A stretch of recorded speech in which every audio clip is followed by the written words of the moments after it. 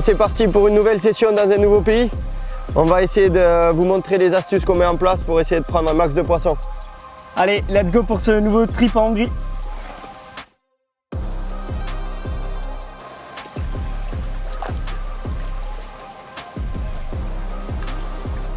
Ça y est, on vient d'arriver sur le plan d'eau. On découvre cette eau magnifique, très claire et très turquoise. Donc on est sur une gravière à peu près un peu plus de 300 hectares encore en activité et beaucoup découpée. Il y a de très jolis sujets dans le plan d'eau, donc on a hâte d'y mettre les cannes.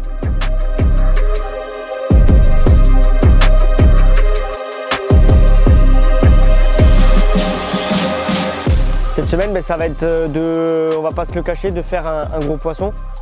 Donc on ne connaît pas exactement de quoi est composé le cheptel, on s'attend plus à faire pas beaucoup de poissons, mais des grosses. Donc on va essayer de mettre ça en place stratégiquement pour arriver à cet objectif.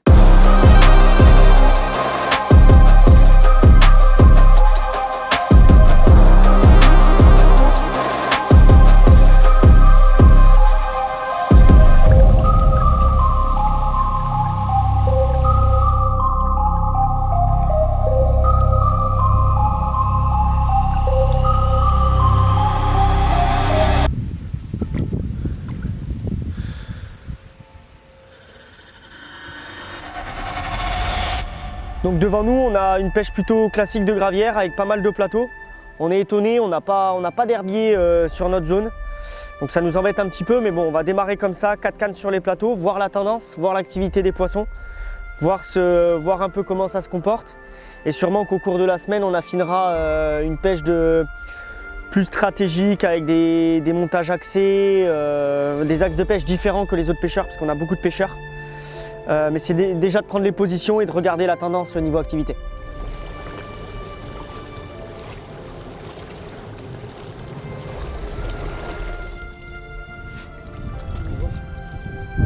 Elle est passée. Tu peux la garder. Je veux la montrer. Marche arrière peut-être, Julien. Sinon on finit chez l'autre. Et amène-la. Je vais la mettre un coup dans l'oreille. Là. Yes, petit poisson du coup du soir.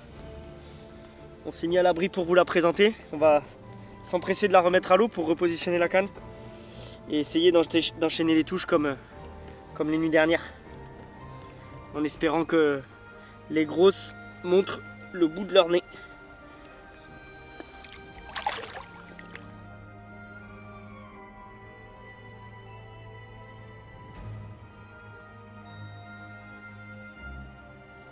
Mais pas de tailleur. Oui. Allez.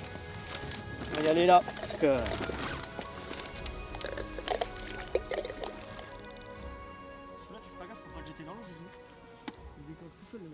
Donc les plateaux globalement, on a une profondeur moyenne de 12 mètres d'eau et des plateaux, donc ça fait montagne russe, hein, ça peut monter jusqu'à 2,50 m. 2,50 m de profondeur pour les plus hauts des plateaux, et on a des plateaux globalement entre 5, 6, 8 mètres et 2-3 petites bosses dans le trou 10 mètres. Tout ce qu'on a vu à la caméra, c'est des plateaux très propres, que des petits cailloux. On a plus profond sur les plateaux de 8-9 mètres, c'est plutôt un fond sableux, argileux, où ça reste propre. Donc on a démarré avec une pêche au spot pour voir vraiment la tendance et à quoi s'attendre sur les potentielles touches.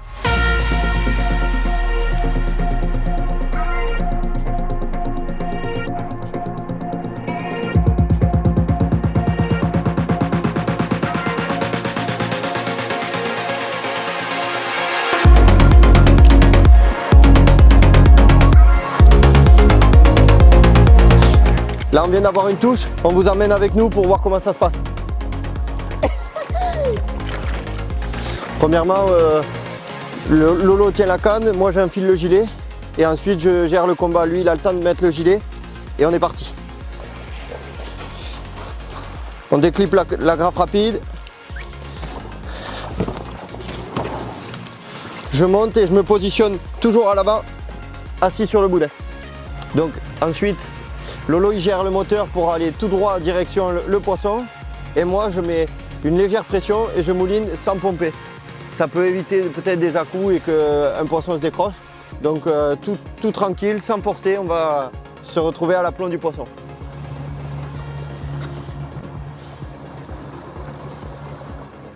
Donc là on arrive sur le poisson, je vais dire à Lolo de couper les moteurs. Je vais me lever et comme ça j'ai une plus grande stabilité et une précision pour combattre le poisson, gérer le moulinet, la canne, exactement s'il y a un rush comme ça. Voilà. Et là on va tout doucement, sans se presser, combattre le poisson et le fatiguer.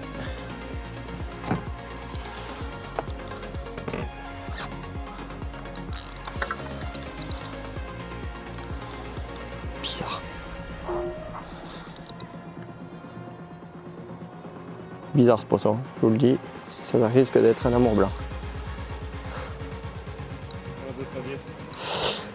Là on va préparer l'épuisette, donc facile, on décratche et on est prêt.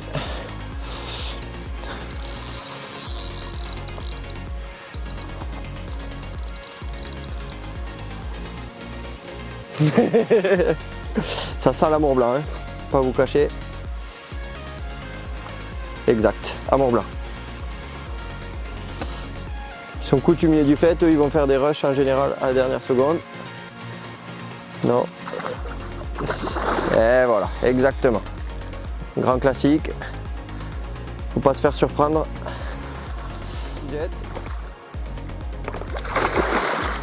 Et donc ensuite, une fois que le poisson est quasiment prêt, Lolo est prêt avec l'épuisette, c'est toujours plus simple.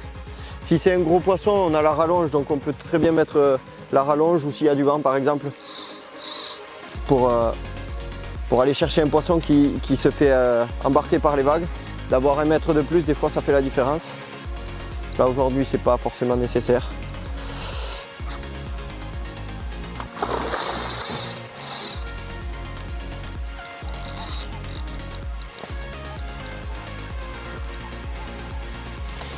Et là, hop, Lolo, épuisette, nickel.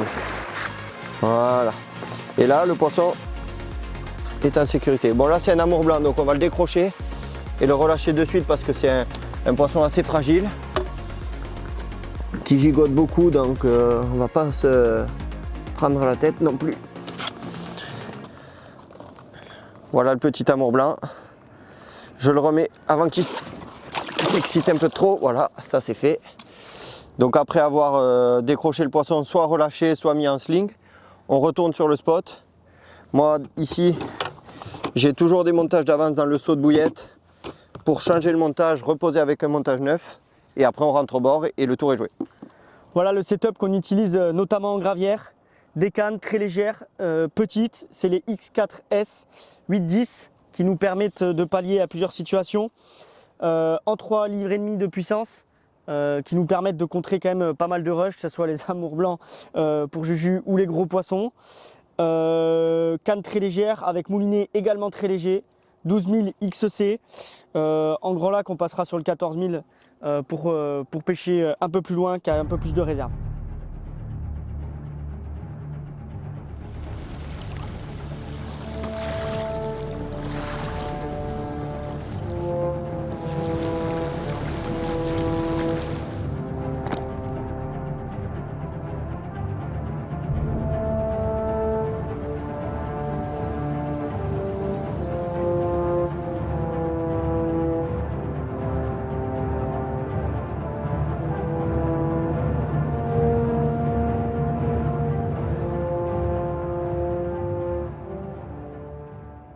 Donc là, ça fait 48 heures qu'on a attaqué la pêche. Donc on a constaté quand même pas mal de choses. On a déjà des infos. On a pris nos premiers poissons, donc ça c'est une très bonne chose. On les a pris en grande majorité sur les plateaux. Donc c'était des poissons de taille assez modeste, entre 8 et 10 kg.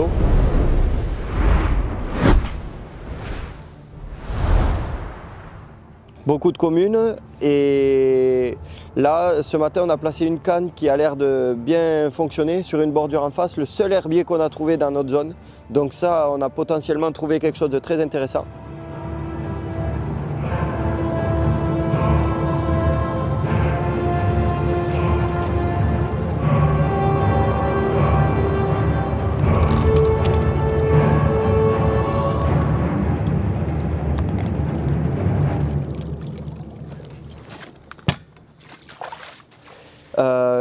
a découvert aussi pendant la première nuit lors des combats que toutes nos billes étaient grignotées. Donc il y a une présence de poisson-chat assez évidente. Donc ça va peut-être changer les plans qu'on pensait réaliser, c'est-à-dire peut-être un amorçage sur un plateau un peu plus lourd pour essayer de faire rentrer du poisson sur le long terme, sur le long de la session. Construire vraiment une stratégie. Donc ça, peut-être que ça ne va pas être possible en fonction du nombre de poissons-chats. Donc on va s'adapter, on fera sûrement autre chose.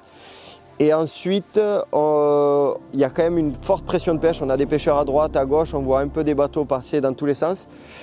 Donc on va peut-être mettre en place aussi des stratégies avec des angles de pêche un peu différents de tout ce qui se fait pour un peu dénoter de toute cette pression de pêche et essayer de tirer notre épingle du jeu comme ça en essayant par exemple de pêcher derrière des plateaux ou avec des montages un peu plus courts, plus simples. Donc on verra bien.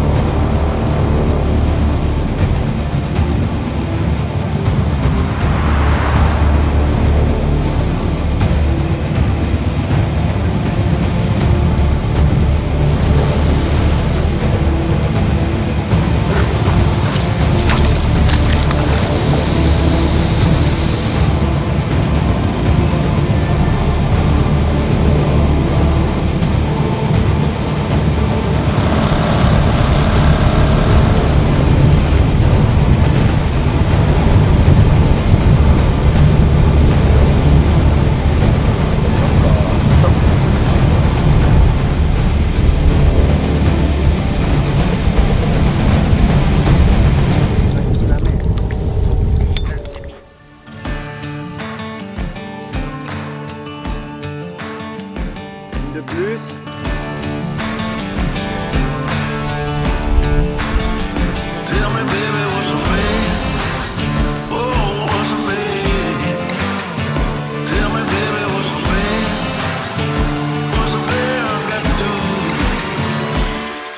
On va aller pêcher une canne là, assez proche d'obstacle. Alors au lieu d'utiliser le 60 centièmes, on va passer sur l'Exo7 en 70 centièmes en tête de ligne parce qu'il est un peu plus robuste. Et comme ça, on assure de ne pas blesser les poissons et de les sortir en toute sécurité.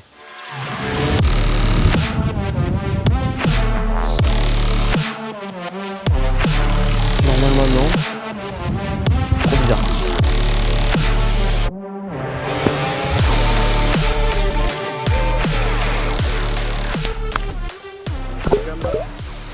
Comme à chaque touche, on remet 3-4 poignées de bouillette. Une poignée de Tiger, comme ça pile devant le spot.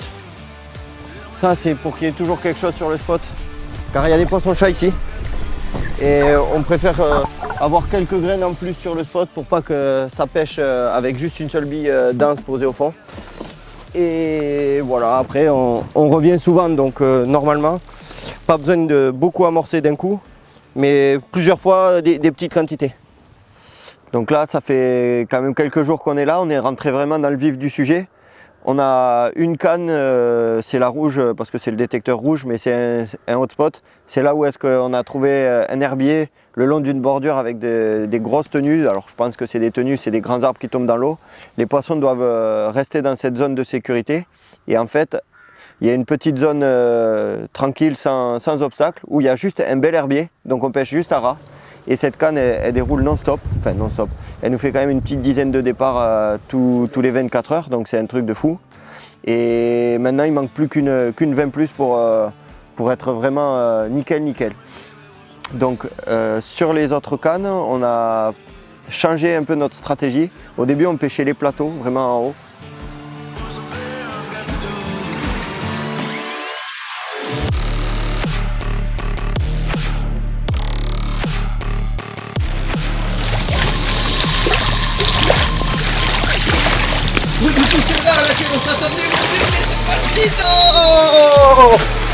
Doblete!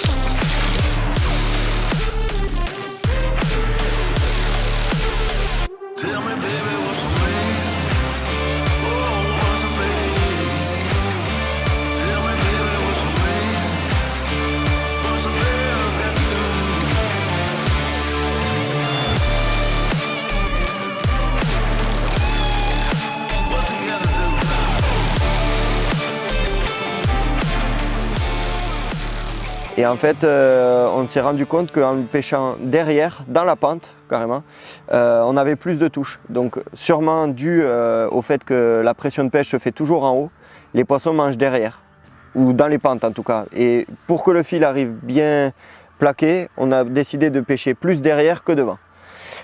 Et on a fait exactement la même stratégie sur les cannes en bordure d'en face, c'est-à-dire qu'en fait c'est une pente très raide et on a décidé de mettre un angle pour que le fil il redescende le long de la pente, qu'il n'y ait pas de fil qui arrive en travers de la couche 2, donc c'est 2 fois plus discret. Et en plus, le plomb n'a pas tendance à glisser en bas. Donc ça, c'est les 2 ajustements qu'on a fait. Et depuis qu'on a fait ça, on est vraiment rentré dans une pêche de rendement où on fait beaucoup de poissons. Et maintenant, il n'y a plus qu'à espérer tomber sur une grosse à travers.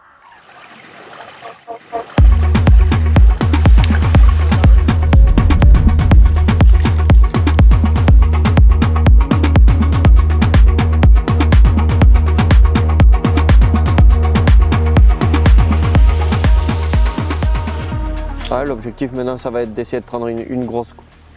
Bah là, il faut que, putain, à force d'épurer, Il faut que ça pète. Il faut qu'il y ait une belle qui tombe. il faut qu'il y ait une belle.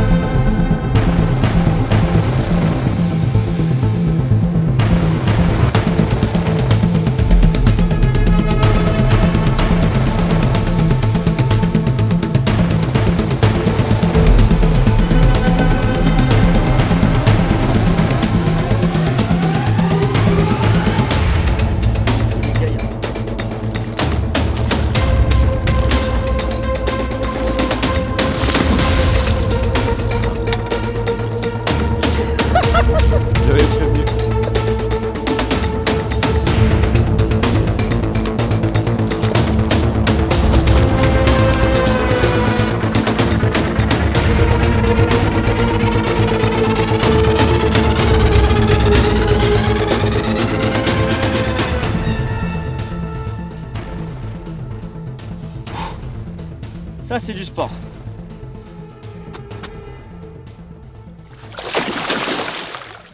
Allez.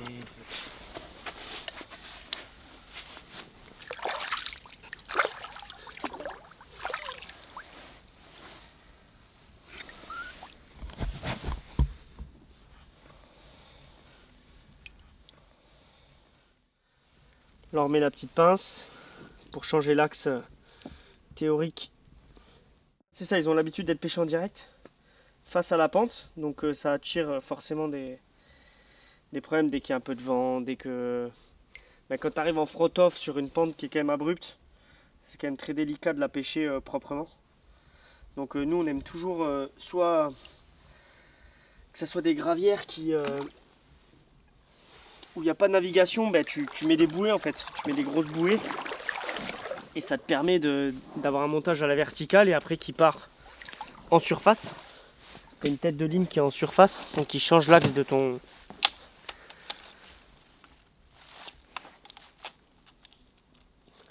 ligne. Et là, comme il y a de la navigation, on est obligé de couler la bannière tout le long. Donc le seul moyen qu'on ait trouvé, c'est de mettre un backlead avec cette petite pince au cassant. On retend bien dans l'axe. C'est une pince coulissante, donc on arrive à coulisser la tête de ligne. Puis dès qu'il y a le départ, ça fait sauter forcément la pince. Et puis après on prend contact et puis le poisson va tout le temps en pleine eau. Donc on peut même pêcher des obstacles comme ça. Nous ce qu'on fait, c'est qu'on prend même l'habitude de pêcher entre deux gros arbres, soit un petit herbier, soit une petite plagette, comme là. Là c'est une plage où il n'y a pas de débris. Et le poisson vient se nourrir entre les arbres. Et on le pêche pas comme tous les autres pêcheurs qui le pêchent en bout d'obstacle. Donc ça fait peut-être des fois la différence aussi. Là. Ça qu'attire les amours blancs. À mort, il Sûr. kiffe le tiger. Hein? Il kiffe le tiger. Mais bien sûr. Après attention, les gros ils bouffent les billes. Hein. Ils adorent aussi les billes.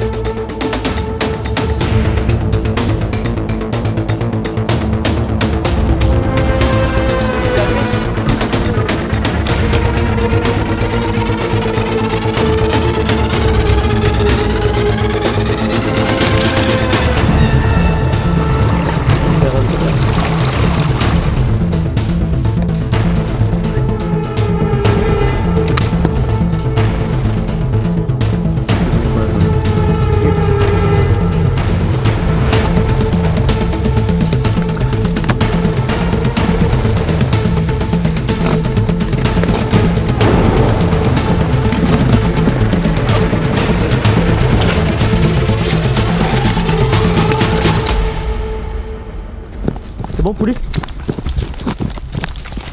Elle est décollée?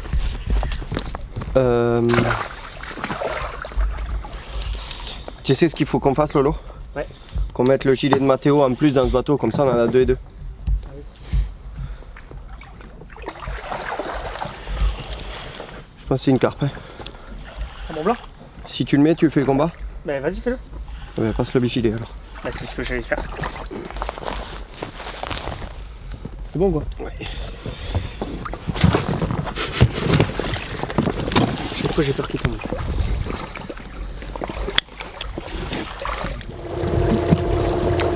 Pilote automatique. Oui, oui. Allez. Bon, on sait jamais. C'est tranquille quand même. C'est quand même bien l'amour blanc.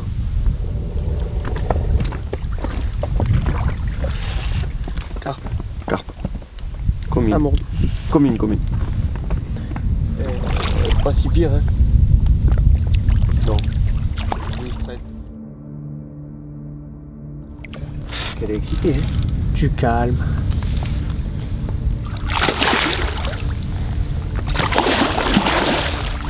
Putain. Là. Eh ben. C'est pas mal au final. J'ai dit, elle fait 12-13. Allez.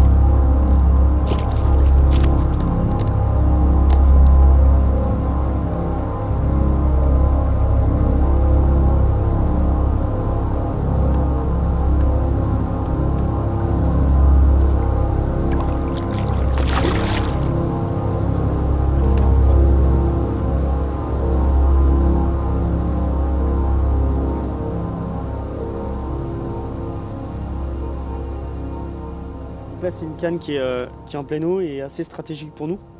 Parce que les poissons, on estime qu'ils arrivent du large. Une zone on peut plus aller pêcher, c'est en dehors de notre ring. Du coup, elle est placée là et puis on fait quelques poissons on fait à peu près un poisson ou deux en moyenne par jour. Donc on pense que s'il y a un gros poisson à faire, ça peut être sur cette canne là aussi.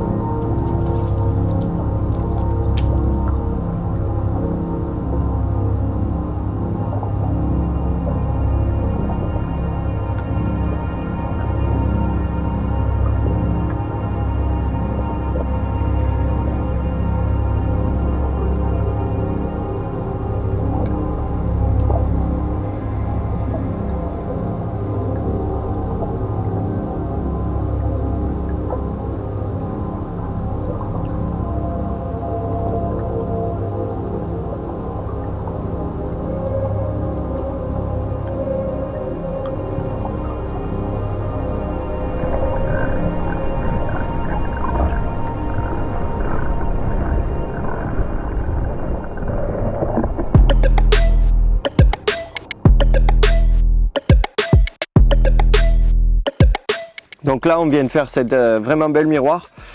J'en profite pour vous expliquer et vous montrer les montages qu'on a utilisés. En fait on a attaqué de manière très classique quand on pêche en bateau. On utilise un montage en Camotex dénudé sur les 10 derniers centimètres, le petit aligneur pour avoir un mécanisme assez sympa qui est très agressif. Et en fait pendant 24 heures on a eu quelques bips, des fausses touches et on s'est dit il y a quelque chose qui ne va pas au niveau des montages. Et en fait je pense que c'est les poissons-chats qui devaient jouer avec nos montages et du coup ils étaient beaucoup moins pêchants. Donc on est passé en montage rigide, en link en 50 centièmes, 53 centièmes. Donc rien de plus simple, un nœud sans nœud, une bouillette et un hameçon. Et depuis on n'a plus ces fausses touches et les poissons sont piqués nickel. Donc en fait je pense que c'était une histoire de poisson-chat qui jouait avec le montage et la solution pêcher rigide. Dans les pentes, derrière les plateaux ou sur la bordure d'en face. Même dans les cannes qu'on dépose dans 8-10 mètres d'eau, ça descend bien, ça se pose et c'est toujours nickel et c'est toujours pêchant au fond de l'eau. Donc pour réaliser le montage qu'on fait tout de suite en arrivant de manière classique, en Camotex, on utilise la Camotex Stiff en 35 livres. Et en fait on y couple un petit aligneur, les nouveaux aligneurs que je trouve un peu long d'ailleurs, donc je recoupe un tout petit morceau pour qu'il fasse la bonne taille. Et les curves short en taille 2, il faut quand même des gros hameçons. Et avec ça on a le montage le plus classique en Camotex. Donc ça très efficace partout, qui a tendance à des fois s'emmêler s'il y a poisson-chat ou écrevisse en nombre sur la zone.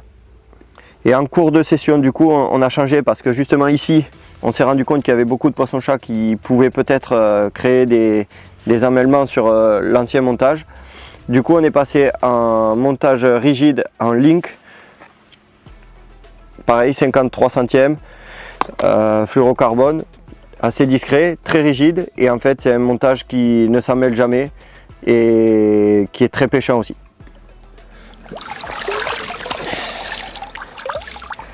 On approche de la fin de la session, mais on a toutes nos cannes qui commencent à dérouler et on a encore fait une belle nuit avec notamment ces deux beaux poissons, une belle miroir, une commune de presque 15. Super, ça donne espoir pour peut-être un nouveau gros poisson. Ouais, dernier 24 heures et objectif atteindre les 100 poissons et pourquoi pas une grosse dans le lot. Yes.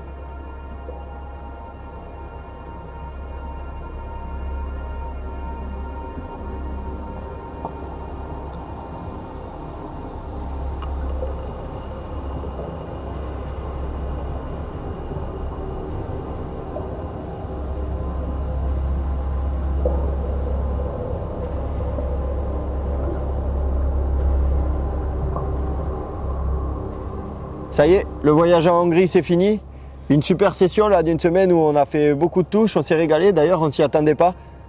Ouais, très étonné du cheptel et de la cadence de touche rencontrée. On s'attendait plutôt à un cheptel de poisson avec peu de touches, mais des gros sujets. Au final, on a dépassé quand même les 100 poissons.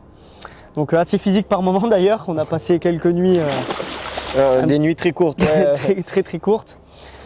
On a quand même rempli notre objectif. Ouais, c'était de ramener un gros poisson d'ici, donc on a réussi avec cette grosse miroir. Après, il y avait quand même aussi pas mal de diversité, des communes, des miroirs. On a fait des amours blancs, ce qu'on n'a pas l'habitude de faire d'ailleurs. Exact, ouais. Mais on s'est Vraiment amusé à découvrir cette grande gravière de 300 hectares là.